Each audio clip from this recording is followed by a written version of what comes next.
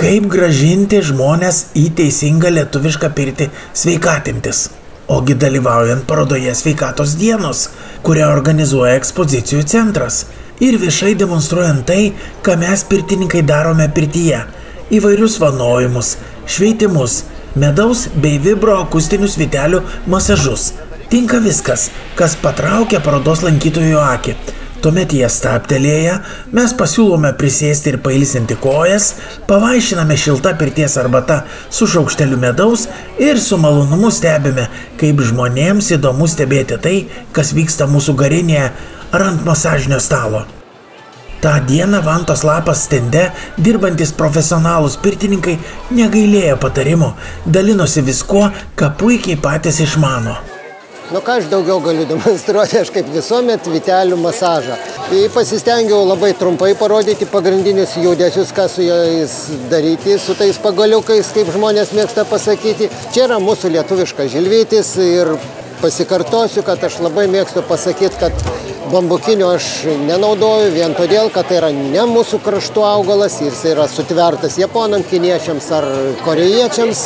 Trumpai norėjau parodyti vanojimą, kuris yra nesudėtingas, neįpinantis labai daug sudėtingų ar ten daugiau jėgų reikalaujančių judesių.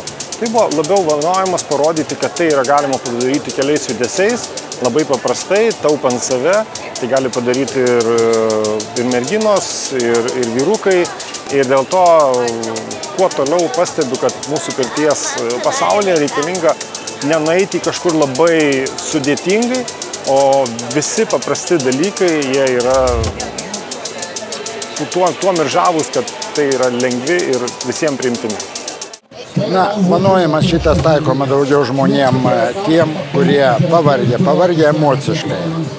Kada vanoja daug vantų, keli žmonės, tiesiog prie paprasto veiksmo žmogus paprastai koncentruojasi, stebi tą veiksmą. Kada daug veiksmo, jis pradeda to nebestebėti. Jam tiesiog gera, galvos visos įtampos išnyksta, kūnas atsipalaiduoja. Šiandieną pademonstravau lietuvišką vanojimą.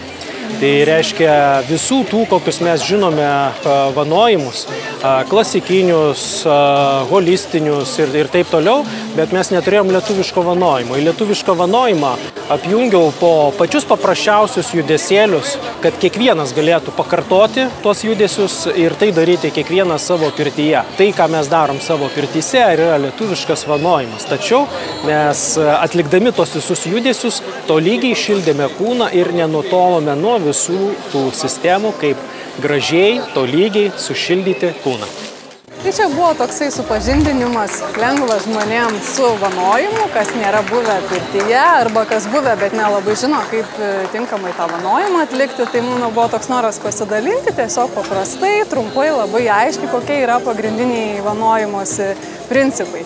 Ir tuo pačiu, aišku, šiek tiek papasakau apie vantas ir apie tai, kokį mes Lietuvoje turim tą gėrį. Baltišką pirtį su žolelėm, su vantom, su kvapais, su nuostabia vieta, kur galima ateiti, pailsėti, pabūti. Ir net užsieniečiai pabuvę lietuviškoje pirtyje sako, iš visų vietų, kurias aplankėm, tai pirties patirtis suteikia didžiausius įspūdžius ir geriausią malonumą. Vanojimas buvo susijęs su čempiono titulu ir čempiono titulo praradimu. Tai metai laiko, kol esi čempionas, metus laiko tu nešioji tą statusą, tai metų laikai ir buvo tas vanojimo viso technika. Pirtininkų sezonas prasideda nuo rudens, tai prasidėjo nuo rudens ir baigėsi vasarą. Toks vanojimas buvo. Dienos razina tapo unikalus reiškinys pirties teatras. Kaip jūs sujungėte teatrą ir pirtį? Sujungėm teatrą su pirtim labai natūraliai ir organiškai, todėl kad aš pradėjau mokytis pirtininkystės, sutikau daug pirtininkių, o pagal profesiją esu aktorė.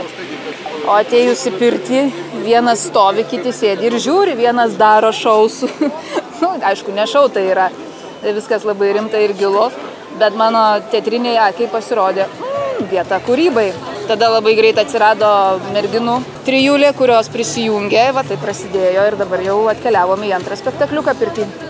Ar tokioje triukšmingoje erdvėje sudėtinga vaidinti? Pirtį jaukiau. Pirtį jaukiau. Taip. Ta kamerinė tokia mažytė erdvė, kur viskas sukaupta, viskas, suprantat, šurmulys, daug žmonių, automatiškai sudėtingiau tą erdvę pasiimti, bet vis tiek smagu. Buvome laimingi, kad visiems pirtininkams, kurie negailėjo savo laiko ir skyrė jį parodos sveikatos dienos lankytojams, galėjome atsidėkoti mūsų laidos draugo lietuviškos įmonės Mėta įsteigtomis dovanomis. Garinis jums ačiū.